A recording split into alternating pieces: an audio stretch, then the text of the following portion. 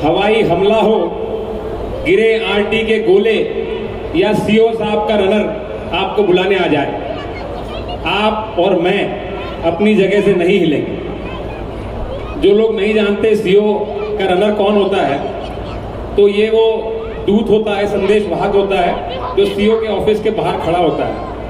लेकिन अगर दूत कहा जाए तब तक ठीक है, लेकिन अगर उसके आगे एक शब्द लगा दे यम, तो वो बन जाता है यमदूत। और यमदूत और सीओ के रनर में एक बहुत बड़ी समानता होती है कि एक बार जब वो भेज दिया जाए तो जिसे लाने के लिए भेजा गया उसे लिए बिना वापस नहीं आता।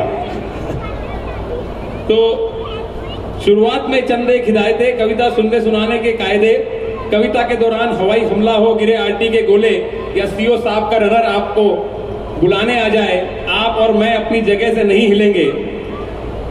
अगर हिले तो केवल तोंद, आप कुर्सियों से ऐसे चिपके रहें जैसे कुर्सियों पर लगा हो गोंद।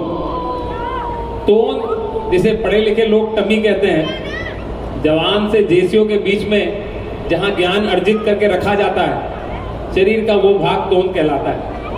और गोंद वो कोरोना की दवाई है जो कि हमारे डाक विभाग ने पहले ही बना ली थी। कोरोना की बीमारी तो बाद में आई है। याद कीजिए वो इंग्लैंड के खत जिसे जबान से चिपकाया जाता था, पूरा दुनिया में घूम के आते थे, कहीं कोई कोरोना नहीं फैलता था।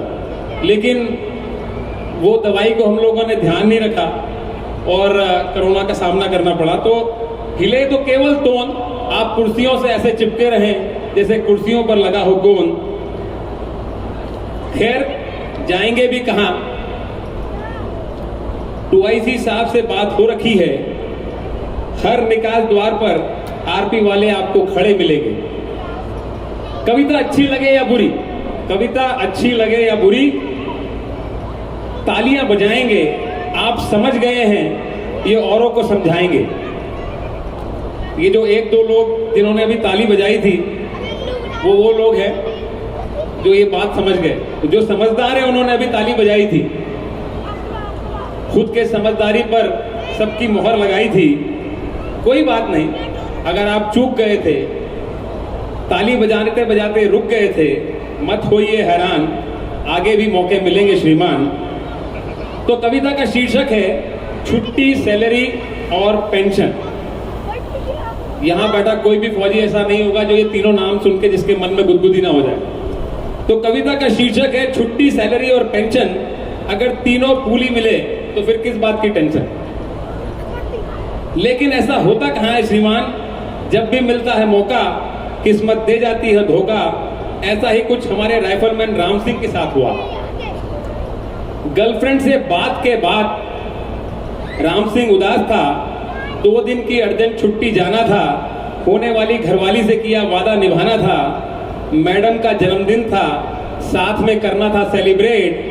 बड़े प्यार से कहा था मैडम ने फोन पर, my dear Ramu don't be late. Ram Singh को जब बहुत सोचने पर भी नहीं सूझा कोई चोखा आइडिया, तो राम सिंह ने फूफा जी को मार दिया। फूफा जी और ताऊ जी हमेशा अर्जेंट छुट्टी वालों की हिट लिस्ट पे रहते हैं। और जो लोग अभी हंस रहे हैं वो अपने अंदर के और अपने बाहर के राम सिंहों को पहचानते हैं, और उनकी मुस्कान इस बात का सबूत है। क्योंकि छोटी बहन की शादी के नाम पर छुट्टी पिछले ही साल ले चुका था, बड़े जीजाजी और ताऊ जी को अलविदा भी पहले ही कह चुका था, मां से करता था बहुत प्यार। पिताजी थे रिटायर्ड हवलदार, उन्हें मारने में बहुत खतरा था, क्योंकि उन्होंने भी अपने जमाने में अपनाए थे ये सब हथकंडे। उन्हें पता थे अर्जेंट छुट्टी लेने के सभी फंडे। अगर पिताजी गलती से भी जान जाते, उनकी नकली जान निकालने के बदले राम सिंह के असली प्राण जाते। ऊपर से पिताजी की आती थी फुल पेंशन, जिसके फायदे बहुत हैं बट नॉट टू मेंशन। क्योंकि आरबीआई कहता है जानकार बनिए, सतर्क रहिए, अपनी बैंक डिटेल किसी से शेयर मत कीजिए।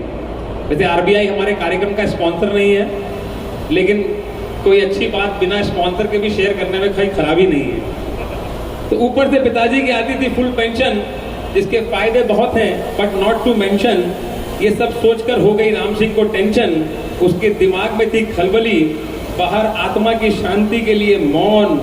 तभी उसके मोबाइल की बज गई मैसेज टोन।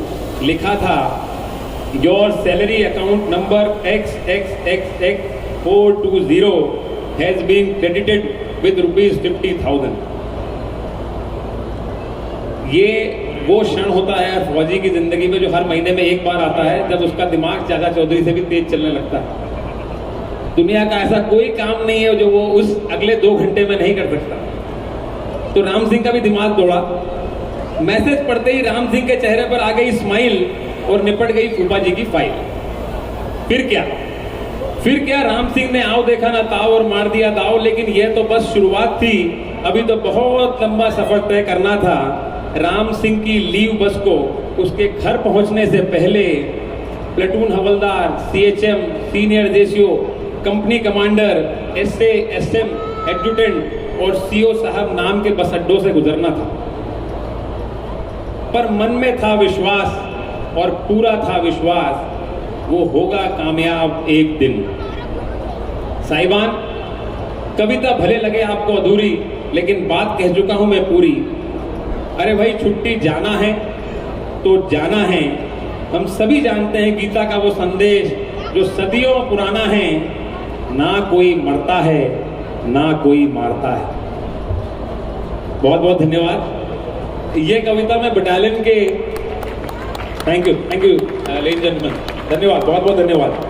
ये कविता मैं बटालियन के एक निहायत ही खास सदस्य हवलदार हाउसकीपर रेड्डी को समर्पित करना चाहता हूं।